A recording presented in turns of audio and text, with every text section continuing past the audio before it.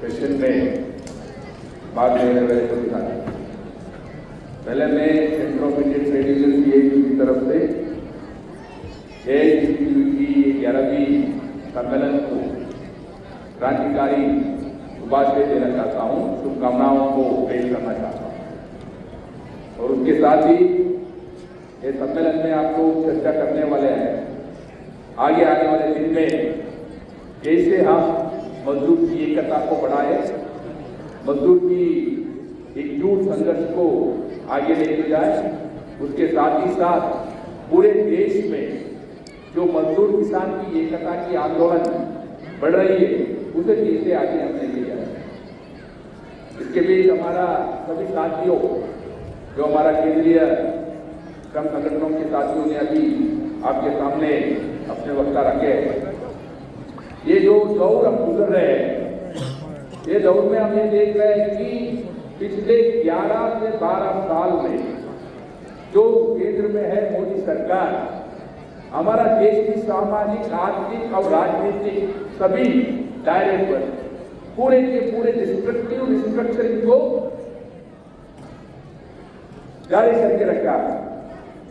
ये सिलसिले में आप देख रहे हैं कि एक के ऊपर एक बजट में इन्होंने ये नीतियां जारी कर रहे हैं, कारपोरेटों को, पूंजी को इंसेंटिव को, और जो आंदोलन करने वाले हैं, जो भी मजदूर आंदोलन है या कोई भी आंदोलन हो, छात्र का हो, मजदूर का हो, किसान का हो या आम जनता का हो, उसको क्रिमिनलाइज कर। अभी जो 3 क्रिमिनल कानूनों को उन्होंने अभी संशोधन करके भारतीय न्याय संहिता, भारतीय न्याय नागरिक सुरक्षा संहिता और भारतीय साक्ष्य अधिनियम के नाम पर पिछले साल लागू किया। हमने देख रहा है जो सेक्शन थे, अनलॉफुल एक्टिविटीज प्रिवेंशन एक्ट के सेक्शन थे, जिन सेक्शन को टाड़ा से लेके आए हैं अनलॉफुल एक्टिविटीज प्रिवेंशन एक्ट में, वो सेक्शन को ये भारतीय न्याय संहिता की सेक्शन 111 में लेके आ गया।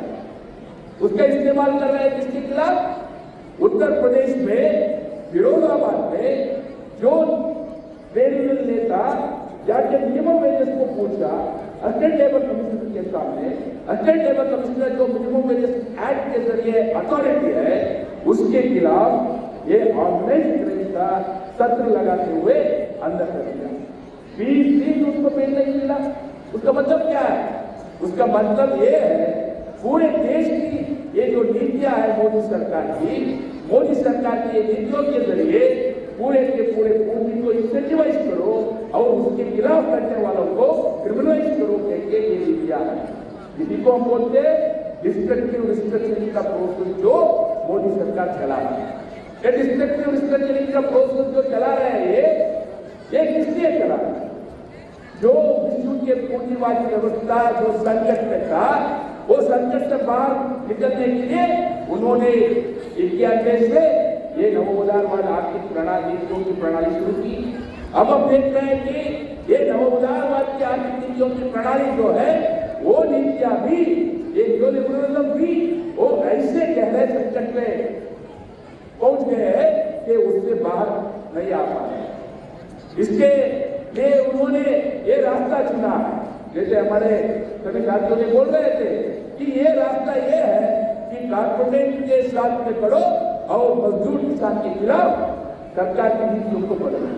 केवल सरकार की नीतियां बदल नहीं रहा है, पूरे के पूरे जो भी लास्ट थे, जो भी शासन थे, उसके अंदर भी ऐसे संशोधन ला रहे हैं ताकि आने वाले दिन में ये पूंजीवादी व्यवस्था के खिलाफ जो भी डेमोक्रेटिक कदम होती थी, जो भी डेमोक्रेटिक राइट्स थी, उनको भी बर्बाद किया जाए ताकि आगे आने वाले दिन में कोई ना आंदोलन तो तरफ से खड़ा कर दिया जाए। मगर इसके बीच भी हम ये देख रहे हैं कि 2002 में जो सेकेंड लेबर कमीशन ने रेकमेंड किया था, जिस कमीशन का गठन करते समय में ही सभी सेंट्रल गवर्नमेंट ने उसके खिलाफ लड़े थे वाजपेयी सरकार के समय में, वो सेकेंड लेबर कमीशन की रिकमेंडेशन के जरिए 2002 से 2019 और 20 तक हम ये लेबर कोडिफिकेशन को रोक के रखेंगे।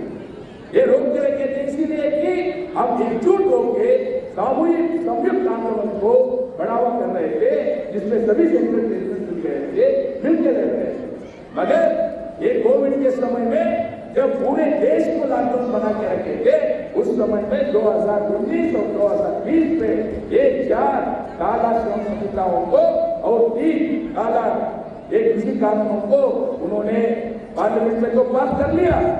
मगर हम इस देश की पूरे के पूरे मजदूर नेतृत्व ये बोल रहे हैं, चाहे आपके कितना भी मजबूत बहुमत हो पार्लियामेंट के अंदर, संसद के अंदर, मगर देश की गलियों में बहुमत है देश के किसान और मजदूर को।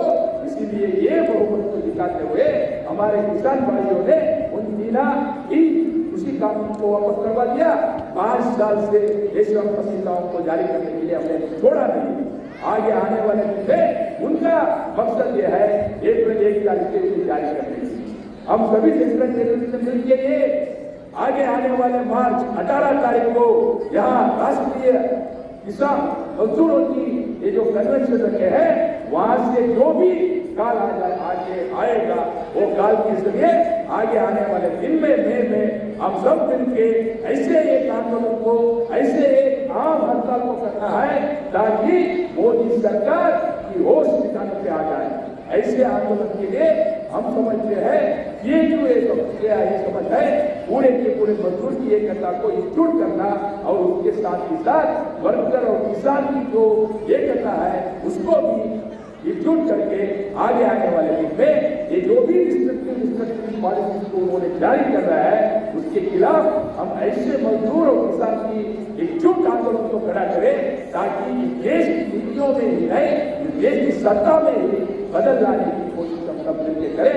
इन बातों के साथ मैं AICTU 11वीं सम्मेलन को AICTU की तरफ से क्रांतिकारी शुभकामनाओं को देते हुए मुझे ये मौका देने के लिए आप सबको हमारा धन्यवाद पेश करते हुए मेरा बात खत्म करता हूँ। धन्यवाद। इंकलाब जिंदाबाद।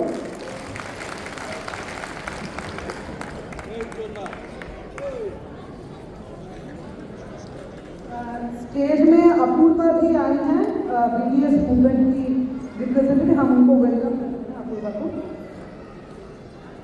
इसके बाद मैं comrade Ramesh Parashar, national secretary AICTU, उनको बुलाना चाहूंगी इस सम्मेलन को एड्रेस